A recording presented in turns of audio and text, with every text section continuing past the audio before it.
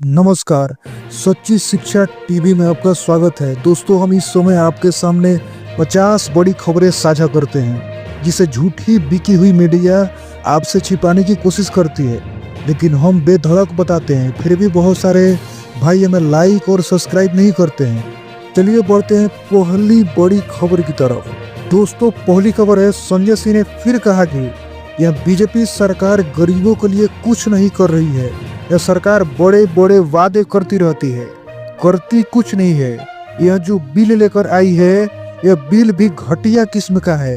यह बिल केवल शोषण करने के लिए लाया गया है। आप खुद सुनिए। इस महत्वपूर्ण बिल पे मुझे अपनी बात कहने का मौका दिया। मान्यवर,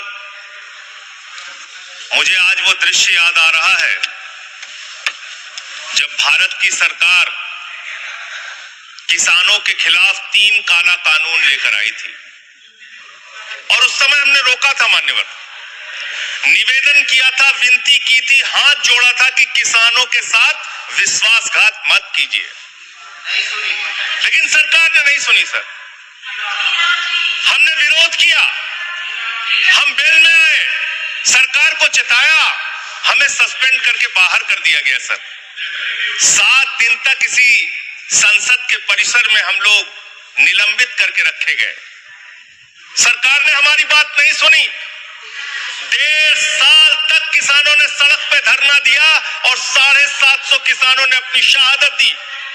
संजय जी, उसके बाद पर बोलिए, वो इसी पे बोल रहे हैं। सर, इसी पे बोल रहे हैं, इसी पे बोल रहे हैं। इस देश का किसान, बोलिए, इस देश का मजदूर, इस देश का अन्नदाता। सर, आपका चेहरा आ रहा है, मेरा भाषण मेरा चल रहा है, चेहरा आपका आ रहा है। इस देश का किसान आपका आ रहा है, आपका आता इस है। देश का मजदूर, इस देश के करोड़ों लोग सड़कों पर उतरे, उनको खालिस्तानी कहा गया, पाकिस्तानी कहा गया, गोलियां चलाई गई, लाठियां चलाई गई, बड़े बड़े कील गाड़ दिए गए सड़कों पे। और 1.5 साल के बाद प्रधानमंत्री जी एक दिन प्रकट होते हैं, कहते हैं मेरी तपस्या में कमी हो गई, हम कानून वापस ले रहे हैं।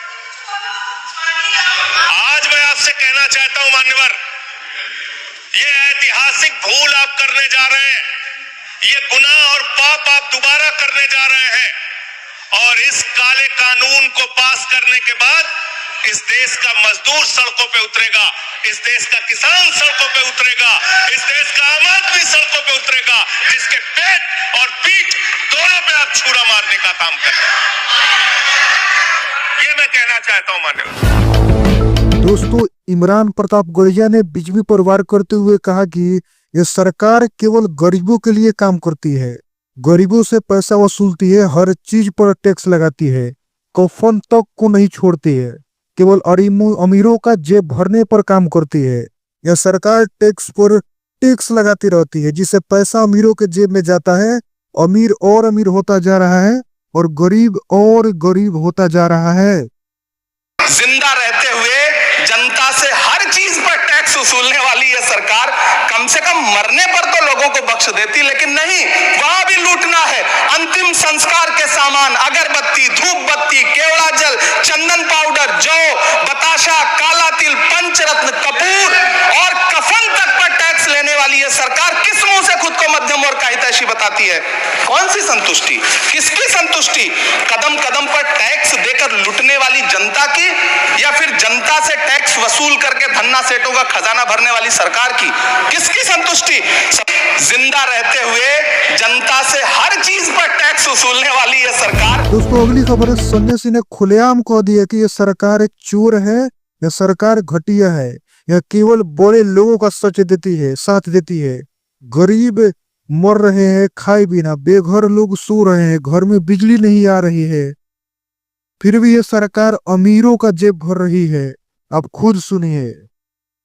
मोदी का दोस्त अडानी बांग्लादेश को बिजली सप्लाई करता है, गली गली में चोर है, नरेंद्र मोदी चोर है। गाय काटने वाली कंपनी से चंदा लेने वाले लोग मेरे ऊपर सवाल उठा रहे। अडानी की दलाली करने वाली सरकार हमसे सवाल कर रही है। अगर जेल वेल की बात करोगे ना, जिस दिन सत्ता परिवर्तन होगा, एक भी आदमी बाहर नहीं दिखेगा। ये देश बाबा साहब के संविधान से चलेगा, किसी मोदी और अमित शाह के फरमान से नहीं चलेगा।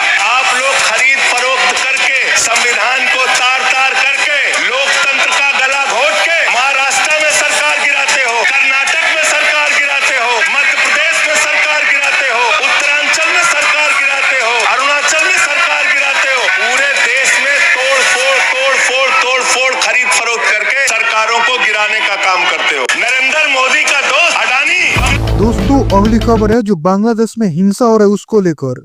बांग्लादेश में जो हिंसा हो रहा है उसको लेकर योगी आदित्यनाथ का कहना है कि यह कभी नहीं हुआ होता, बांग्लादेश बना ही नहीं होता। विरोधी सरकार को गलत ठहराते हुए उन्होंने कहा कि बांग्लादेश में लोगों को जिंदा जलाया जा रहा है, लेकिन ये लोग केवल कैंडल जलाना जानते हैं। बांग्लादेश में जो अल्पसंख्यक के साथ हो रहा है उसके बारे में ये लोग कुछ बोल ही नहीं रहे हैं। पाकिस्तान नहीं बना होता, इस तरीके से हिंदू नहीं जलाया होता, और जलाता तो फिर उसकी क्या दुर्गति होती या वह भी जानता। बांग्लादेश पाकिस्तान नहीं बना होता, इस तरीके से हिंदू नहीं जलाया होता, और जलाता तो फिर उसकी क्या दुर्गति होती या वह भी जानता। बांग्लादेश में एक दलित नौजवान को कैसे जला दिया गया है। आप लोग गाजा पट्टी में होने वाले किसी भी उस पर आंसू बहाते हैं, लेकिन आपकी जबान से एक शब्द नहीं निकल रहा है, क्योंकि एक दलित नौजवान मारा गया बांग्लादेश में, और उस नौजवान के मरने पर आपकी जबानें सिल चुकी है, क्योंकि आप उसको केवल वोट बैंक के रूप में इस्तेमाल करते हैं। ये वो सच्चाई है जो आपकी तुष्टीकरण की नीति है, जिसके कारण बांग्लादेश बना है। अगर बांग्लादेश पाकिस्तान नहीं बना होता, इस तरीके से हिंदू नहीं जलाया होता, और जलाता तो फिर उसकी क्या दुर्गति होती या वह भी जानता। ये सुरक्षा की गारंटी, वहां मारे जा रहे हैं हिंदू, आप लोग नहीं बोलेंगे। एक कैंडल मार्च निकाल के चलते हैं गांजा के मुद्दे को लेकर के, लेकिन पाकिस्तान और बांग्लादेश में हिंदू मारा जाता है तो आपके मुंह बंद हो जाते हैं, क्योंकि मरने वाला हिंदू है, दलित है, आप बोलेंगे नहीं। और यही सच्चाई है। निंदा प्रस्ताव पारित होना चाहिए, और ये प्रस्ताव नेता विरोधी दल की तरफ से आना चाहिए। इस घटना की हम भर्त्सना करते हैं और बांग्लादेश सरकार को इस बात की चेतावनी देते हैं, और इसीलिए हम कह रहे हैं नोट करना, ये चीजें होनी चाहिए, और हमारा भी प्रयास होना चाहिए। जब बांग्लादेशी को यहां से निकालेंगे और रोहिंग्या को यहां से बाहर का रास्ता दिखाएंगे तो उनके समर्थन में मत आना। पाकिस्तान नहीं बना। दोस्तों, राहुल गांधी ने भी बांग्लादेश में हो रहे हिंसा पर बोला कि यह सरकार कुछ नहीं कर रही है, वहां हमारे भाई मारे जा रहे हैं। अब कहा गया मोदी का 56 इंच का सीना, केवल 56 इंच का सीना दिखाने से कुछ नहीं होगा, बांग्लादेश पर कड़े एक्शन लेना होगा हमें। लेकिन मोदी जी केवल जाकर बैठ जाते हैं, बोलते वहां पर कुछ नहीं है। लगता है उनको बोलने ही नहीं आता, केवल 56 इंच का सीना दिखाने आता है। आप खुद सुनिए। और नरेंद्र मोदी जी उसके साथ बैठे हुए हैं, चुप, एक शब्द नहीं निकलता मुंह से। कहां गई 56 इंच की छाती?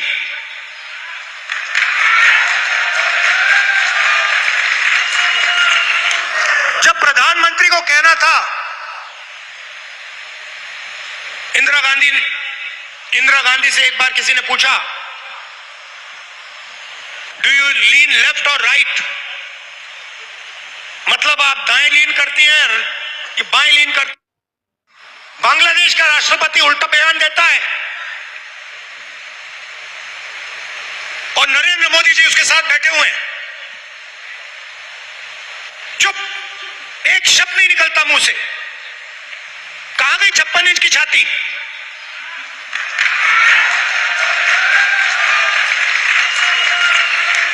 जब प्रधानमंत्री को कहना था, इंदिरा गांधी से एक बार किसी ने पूछा, डू यू लीन लेफ्ट और राइट, मतलब आप दाएं लीन करती हैं कि बाएं लीन करती हैं? इंदिरा गांधी जी ने कहा, मैं हिंदुस्तान की प्रधानमंत्री हूं, मैं ना दाएं लीन करती हूं ना बाएं लीन करती हूं, बीच में सीधी खड़ी रहती हूं। ये हमारे जो नए प्रधानमंत्री हैं, ये सीधा सामने मत्था टेक देते हैं।